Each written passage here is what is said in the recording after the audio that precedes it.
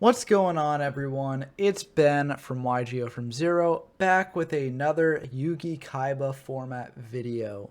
And this is going to be a bit different from my normal videos because normally what I do is I talk about a deck, I play the deck, I then show how it operates in a game, things like that. Here I'm going to be talking about a general class of decks. And this class of decks is known as tribal decks.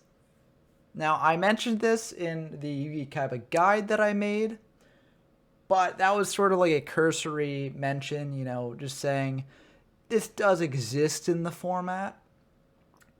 Now I'm going to dive into like all the potential different tribal strategies you could do, their pros and cons, and what I think are the actual viable ones, or at least potentially jank viable ones. So before I begin, let me just, define what I mean when I say tribal. When I say tribal, I mean playing a deck that plays cards that give their monsters buffs based on that monster's either typing or attribute.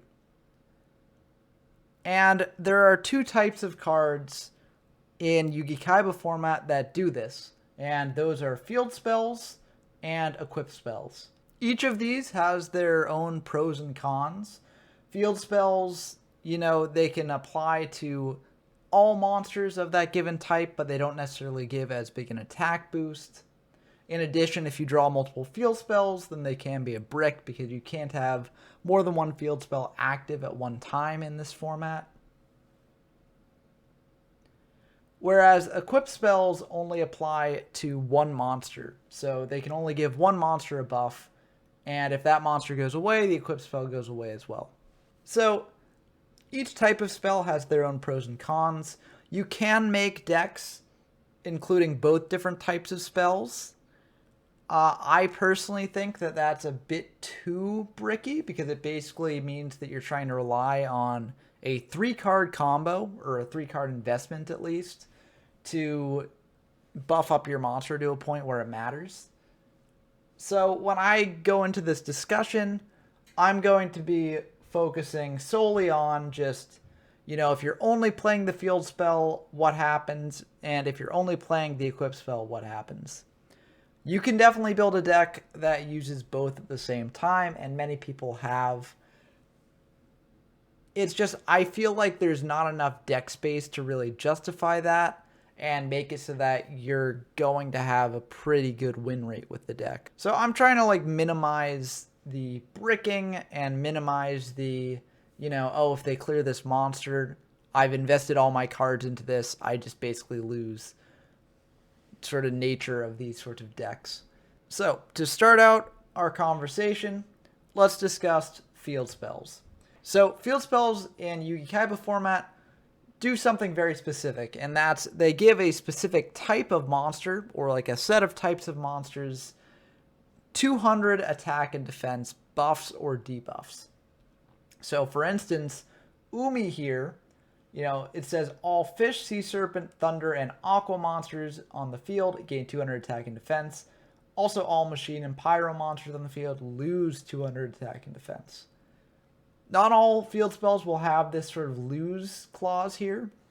Some do, and that can be important, as we'll discuss later. But, so what this means is that Umi will buff something like Great White up to 1800 attack, which is a meaningful amount of attack because that is the highest attack on a level 4 monster in the format, and so that attack is somewhat significant. When discussing the pros and cons of these field spells or equipped spells, I am going to have some sort of attack thresholds that I deem actually matter here. So the amount of attack that I think actually matters for cards getting buffed to this amount of attack is 1750. So if a field spell enables a monster to go up to 1750 attack, then I think it's worth talking about because that can enable a monster to get over something like a Neo or a Battle Ox if those monsters aren't also receiving the buff. And so it can make a little bit of a difference. I don't think it's a particularly good strategy if the goal of your tribal deck is to get a 1550 attack point monster over a Neo or Battle Ox, because it just loses to Lodgin and you're playing a weaker monster in your deck that can't be brought out with Last Will. So I don't think it's necessarily a good strategy, but it is something, I guess. So I figure that's worth talking about if that is the case. For defense, it's a bit of a higher standard. Since there are so many standard 2K defenders in the format, I think that the actual sort of defense that can matter is 2200. And the reason for this is if a Neo or Battleox attacks into that, then even with the reinforcements, they can't get over your defender. So those are my two sort of criteria for talking about whether a tribal strategy actually gets a monster to a reasonable amount. So to start with, I'm going to start with field spells. I'm going to start with Umi Beatdown. Now, Umi Beatdown is one of the more popular sort of field spell tribal decks in the format. It was, I believe, pioneered by Janjo, who is another Yugi tuber who has covered this format somewhat. And basically the idea of it is that with Umi on the field, Great White goes up to 1800, which is the same amount of attack as a Lodgin. And so if you're playing 3 Great White in your deck and you have an Umi on the field, you basically have 3 additional copies of Lodgin in your deck. And 1600 on a monster, even if it doesn't get the buff, is still not bad. You know, 1600 plus the reinforcements can still get over 2k defenders. 5 attacks of 1600 will be able to deplete your opponent's life points to 0 from 8000. So that's also not that bad. So Great White is not a terrible inclusion to have in a deck, even if you can't necessarily draw the Umi in a given game. Now, why specifically is Umi Beatdown somewhat popular? Well, the reason for this is that there aren't very many Fish, Sea Serpent, Thunder, or Aqua type monsters in the game at this point. So it's unlikely that your opponent will have monsters that will benefit from the effect of Umi, unless they're specifically preparing to face this deck, or if they're playing a more aggro deck that plays the 1600s, and they're like, okay, I'll add a Great White to it. So that's a very nice thing that Umi is basically a one-sided buff, because it's very unlikely that your opponent will be able to capitalize on it, whereas you'll get 3 monsters that will increase attack and be pretty decent. This isn't to say that the deck is great. Like, if you play more than one copy of Umi, then that can brick. And also, if you draw your Great Whites without Umi, I said they're not terrible, but they're also not the best. And they do take up deck space, you know. Those 3 Great Whites will be 3 less of another card that you might have wanted to include instead. But all things considered, I do actually think that Umi Beatdown is the best field spell tribal strategy. Just if you're looking only at field spells. You know, if you want to add in equips, then sure, other field spells can be a bit better. But again, I don't really want to consider decks that are relying on having both an equip and a field spell active at the same time on a monster to make that monster worth playing. Oh, also as a funny little side note, in a battle of jank decks, if you're going against a deck playing Metal Dragon, which is actually a jank deck in the format, and I will cover it in a later video, then Umi will actually debuff the Metal Dragon.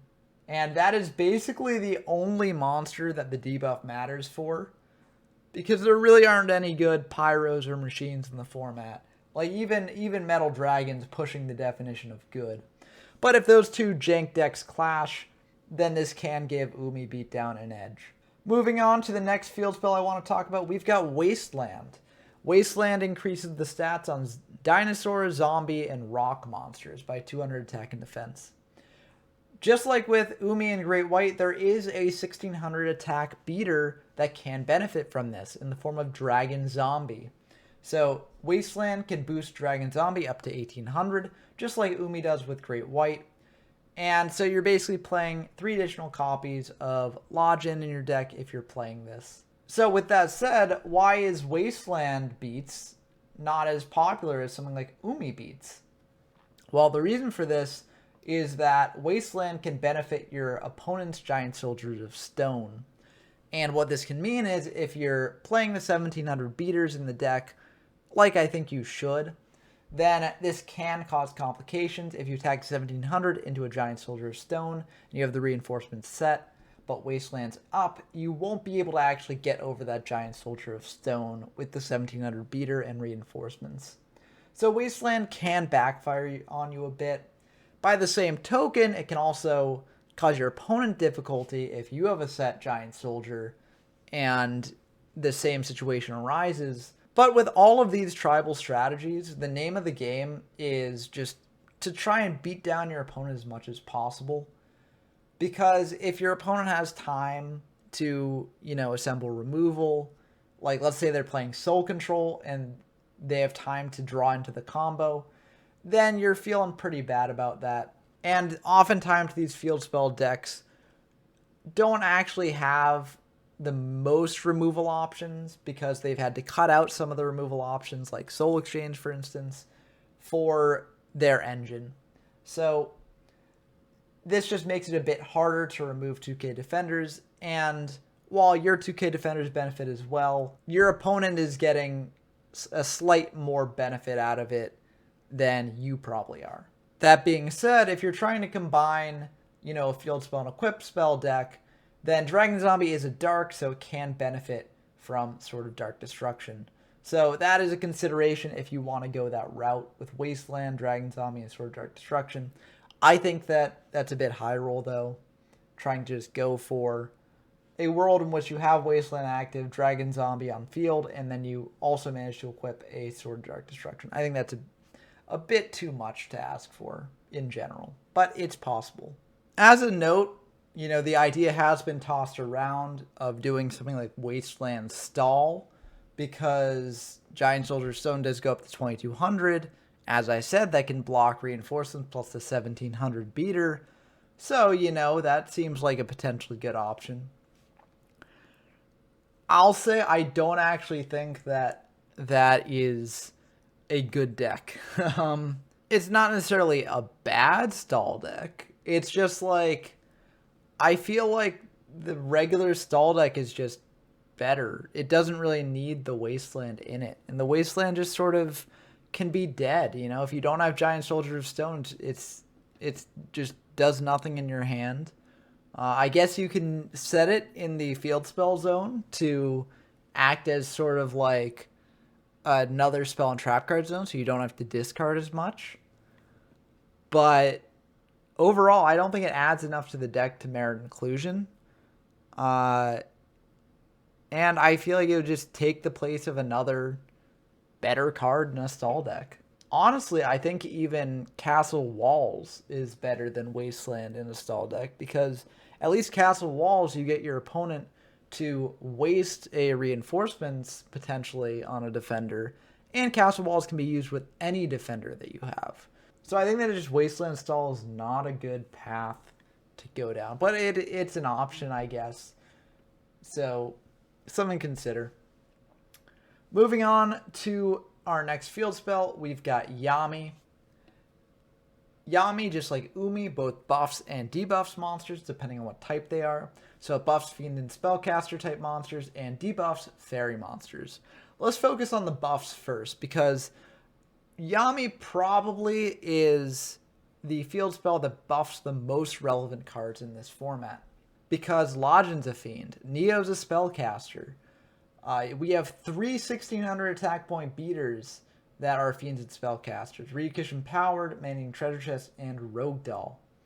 We also, is the inferior monster to play in the deck. I don't see why you would play it if you're playing these other 1600 beaters, but Baron of the Fiend Sword also gets over 1700. It gets to 1750, so that's something as well. So there's just no shortage of monsters that can be buffed up like Great White to 1800 attack. So why isn't Yami a more prevalent strategy as opposed to something like Wasteland or Umi? Well, the reason for this is that part of what makes buffing Great White or Dragon Zombie up to 1800 attack so good is that then they can trade for your opponent's Lodgins.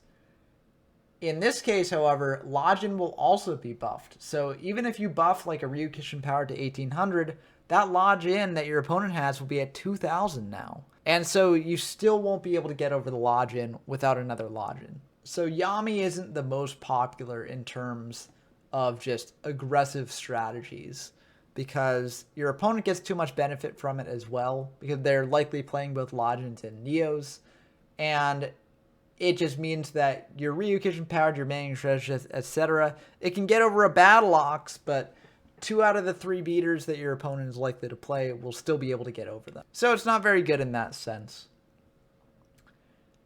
However, when it comes to defensive strategies, it's a bit better. And of course, that could refer to like Aquamador and Mystical Elf, both gaining 200 defense and being better walls. But mainly what I'm referring to is, against stall decks, it can actually decrease something like a Spirit of the Harp or a Gyakuten no Megami's defense and enable your Lodgins and Neos to get over them. So for that reason, Yami can be actually sided in against stall, because stall decks often do play these cards, and Yami is basically a free way to let your monsters get over those.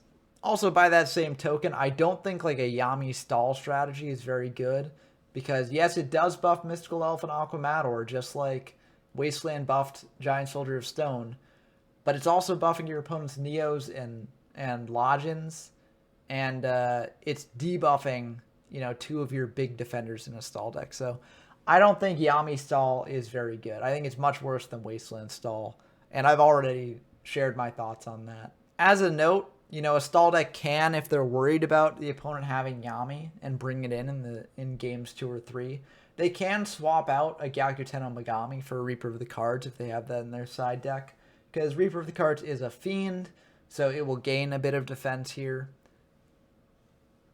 But I just think that's, I think that's next leveling yourself. It's already rare enough that someone will side in Yami, and you've got to both predict that happening and, have this work out at the correct timing with Soul Exchange, have it so that, your opponent doesn't change of heart your Reaper of the Cards and try and snipe like one of your ultimate offerings. So I don't think that it's necessarily worth it to side in a Reaper of the Cards in fear of Yami in a stall deck, but it is something you can do that's kind of funny. And of course, before I move on to the last field spell, Yami does buff Summon Skull, because Summon Skull is a fiend, but that doesn't really matter because Summon Skull already has the highest attack in the format on a 1 tribute monster anyways, so like, it's not a meaningful difference. It's slightly more damage, but besides that, it doesn't really matter. Moving on, we have Sogen, which buffs Warrior and Beast Warrior monsters by 200 attack and defense. And the main relevant point here is that it buffs Battle Ox. So it will enable your Battle Oxes to get over your opponent's Lodgins, which is pretty decent. However, your opponent's probably also playing some Battle Oxes, so that will mean that their Battle Oxes will also be able to get over your Lodgins and your Neos.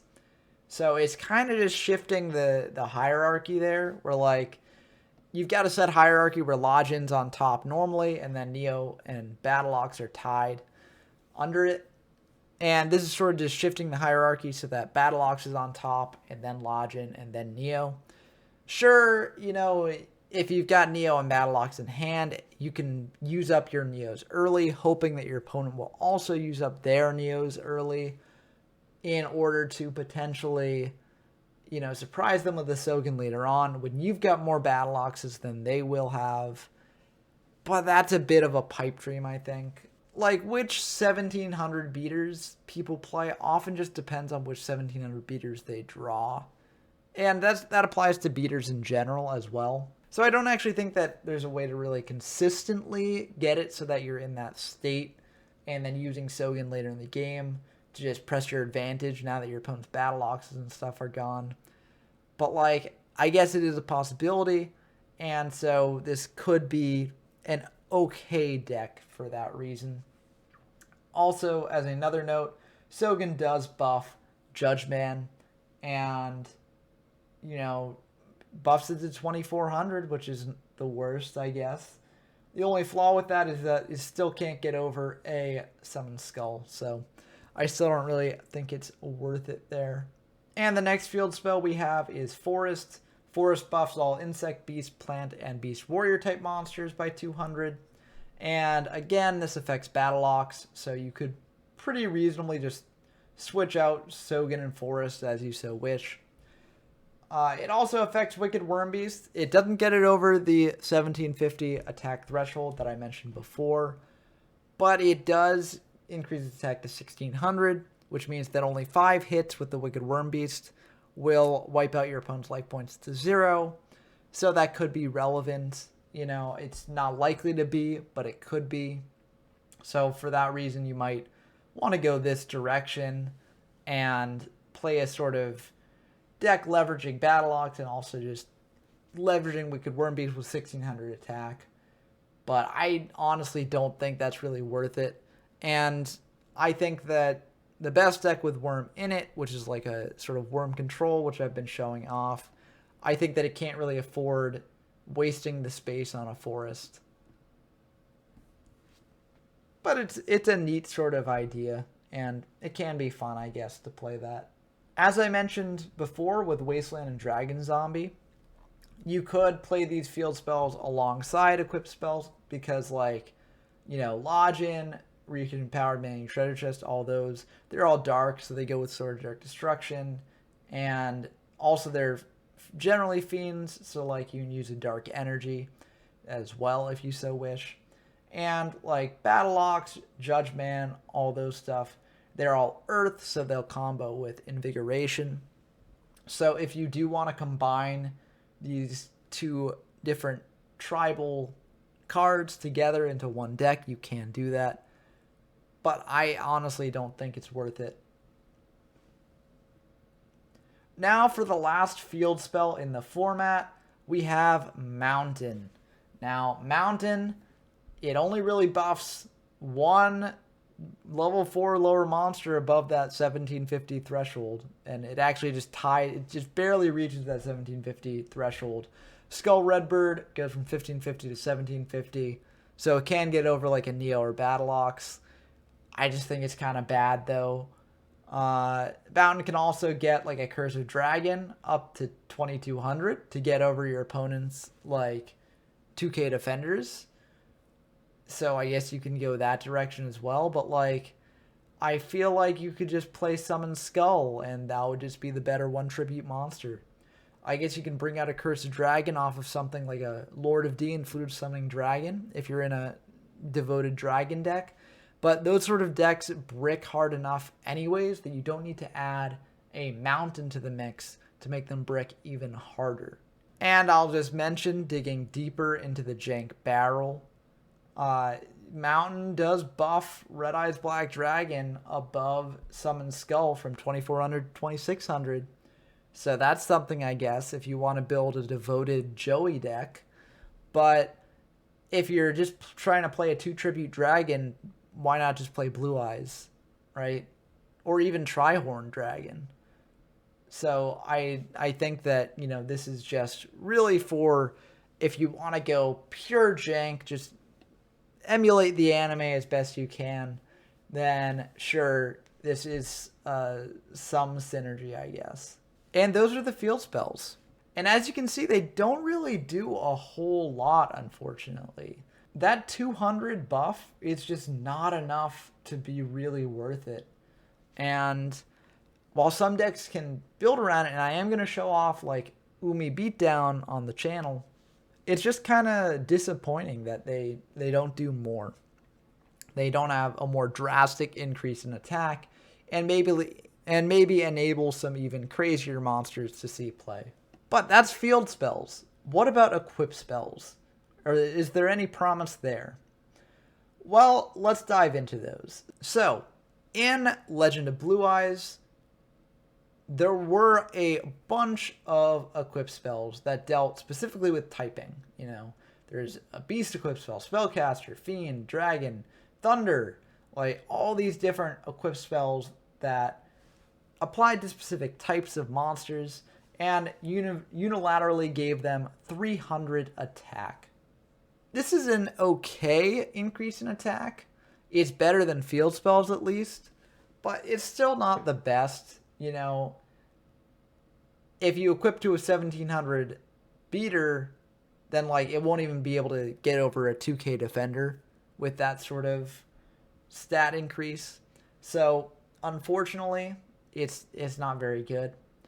Luckily, however, Starter X Yugi-Kaiba released 2 equip spells that actually did a little bit more, and that little bit is very important. So they released Sword of Dark Destruction, which gives Dark monsters 400 attack, and Invigoration, which gives Earth monsters 400 attack. Let's start with Sword of Dark Destruction. So there are a lot of monsters that you can equip this to get them above the 1800 threshold that I mentioned before. You can, of course, equip it to Login, let it get over defenders, which can be very, very useful. But there's also like all these 1600 beaters here that you can equip it to get them to 2k. Not quite enough to beat a 2k defender, but enough to beat a Login. You can do it on Baron of the Fiend Sword, which I mentioned before. You can do it to Mystic Clown, Komori Dragon, and even Sorcerer of the Doom, although I don't see why you would. But there are a bunch of different options for Sword of Dark Destruction here. And given that a lot of those Sword of Dark Destruction targets are fiends, you can even go deeper into this strategy and add a dark energy or two to your deck as well, just to maximize the amount of equip spells that you'll potentially see whenever you have a fiend monster on the field to equip them to. And this strategy has been known as like fiend beating, fiend equip. It has been a strategy that's seen some experimentation in the past. Now, I think going all in and adding in dark energy as well as Swords of Dark Destruction is not necessarily the best, because I think you have to add just too many cards into your deck to support that. Like, not only will you have to add the equip spells themselves, but you also have to add the 1600 beaters, and it's just a bit too much investment for my taste. So I do think that adding some sort of Dark Destruction to the deck can be decent, and just hoping to pair them off with like a Login or even a Ryukishin Powered can be okay. But I think that like going all in on this can be a bit rough and can make for a not very good deck. But I do plan on making a sort of Fiend equip deck for future videos. I probably will not go all in on Dark Energy, but we'll see. I haven't made the deck yet. But I'll be testing that out to see how it plays. Now, the other equip spell that you can use is Invigoration. And Invigoration is nice because it can equip to a Battle Ox and enable that to get over 2k Defender. But it can also enable a Battle Ox to get over a Login, which is pretty good because if you think about it, when you equip a Sword of Dark Destruction to a Login, you're basically letting it get over 2k Defenders and get over other Logins without dying. And those are basically the two things that change when you equip the Sword of Dark Destruction to the Login. When you equip an Invigoration to a Battle Ox, then that Battle Ox can get over 2k Defenders, get over a Login, and also get over another Battle Ox or a Neo without dying in the process. So I think that's a little bit more value because it's changing what the card can do more than Sword of Dark Destruction is when you equip it to a Login. So I do actually like Invigoration a little bit more than Sword of Dark Destruction because I think it just does more. As a note, Invigoration can also equip to a Judgeman to enable it to get over a Summoned Skull, so that can be nice as well. I'm not sure if, that's the best use of it, but it is a use of it. And there are also a variety of 1500 attack point monsters that you can equip it to. Pale Beast, Kojikosi, Destroyer Golem, and Urabi, all have 1500 attack and are Earth, and are decent options. I would lean more towards Kojikosi and Pale Beast myself, because they have 1200 defense, so that doesn't often come up, but it can. And I love the art on Pale Beast, so I actually lean towards Pale Beast most. But all these are decent options, as their defense is not likely to come up. And also as a note, you generally don't want to rely on equipping these equip spells to defenders because you generally want to set the defender first. And if your opponent attacks into it and then just use the reinforcements, you won't even have time to equip an equip spell to it. But in desperate times, you can equip an Invigoration to a Giant Soldier of Stone, potentially enabling it to get over something like a Ryukishin Powered or Great White if your opponent's playing another sort of tribal deck, or to enable it to just crash with like a Neo or a Battle Ox. I don't think it's the best trade, but it is something you can do, and it's something good to consider. On the other hand, something you should basically never do is equip Invigoration to Wicked Wormbeast, because Wicked Wormbeast will just pop back to hand most likely at the end of the turn and destroy your Invigoration. Now, you can do it if your opponent has a Lodgin that you want to clear. You can summon out Wicked Wormbeast, equip it with Invigoration, boost it up to 18, and crash it into the Lodgin. I guess you can also use it to clear a 1700 defender as well. So in this way, it is like serving its purpose as removal. It's just guaranteed to fall off the Wicked Wormbeast at the end of the turn. So it's not the best, You're not forcing your opponent to use a removal tool on it, and that's kind of disappointing. But it's something you can do, just like with Giant Soldier of Stone. In desperate times, you can do it. Lastly, to close out my discussion on these sorts of decks, I want to bring up some other options that you can also use. Last Will can bring out your 1500 attack point monsters that you want to boost up with equip spells like Invigoration or Sword of Dark Destruction. So it is an option in those sorts of decks, and it can be useful at just keeping offensive pressure going, which is oftentimes what these tribal decks want to do. And also a card to be aware of and to potentially use yourself is Reverse Trap. Now, Reverse Trap in general does not see much play because it can't affect things like reinforcements. Sure, you can preemptively fire it before a battle occurs to prevent your opponent from using your reinforcements for that battle, but it's just not a very good card. However, it does successfully counteract these stat boosts that are given by equip spells and field spells. So Reverse Trap can be good if you're worried about this sort of deck. You can play some Reverse Traps on the side. I personally think that you don't need to be too worried about this sort of deck in general. It is sort of it's definitely not tier 1. I think maybe tier 2 is where these decks sort of lie. So I wouldn't recommend putting Reverse Trap in your side deck, but it is an option. And also, if you want a, terrible strategy to potentially do, you can do something like activate Yami and then use Reverse Traps in conjunction with it to reduce your opponent's Lodgins and Neos down to a reasonable amount so you can walk over them with things like a Battle Ox. I think this is pretty bad, but it is kind of funny. And if you're using equip spells with Reverse Trap, you can equip a Sword of Dark Destruction to your opponent's Lodgin, Reverse Trap to cause it to lose the attack that it would give you. That's kind of funny, I think. I just don't think it's very good. But it is a potential jank deck that you can come up with. And if anyone wants to experiment it, let me know how it goes, because it is a pretty funny card. But that's going to do it for today's video. In the next video I show off, I will actually be showing one of these decks in action. I'm going to show Umi Beatdown, and you'll get to see how it potentially performs. Also, I'm going to put a link in my description to Janjo's video on Umi Beatdown, because I'm pretty sure he is the pioneer of the deck. And so if you're more interested in it, you should definitely check out his video on it, because he has a lot more insights on it than I ever could. And so that can be good if you're planning on playing the deck. Part of the reason I did this video is because I'm not going to actually spend time covering each of these different possible tribal strategies because I don't think they're all very viable.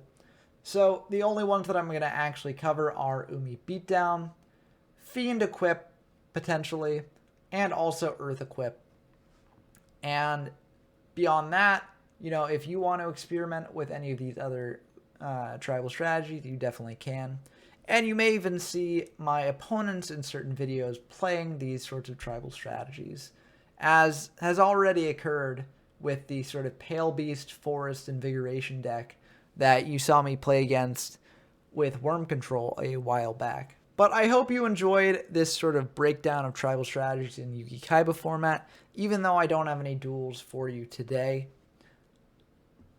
I do think that it's nice to sort of go through and just talks about the pros and cons of each potential tribal strategy you can do, just so you can see the strengths of the good ones and the weaknesses of the bad ones. But until next time, I've been Ben with YGO from Zero, and I'm signing off.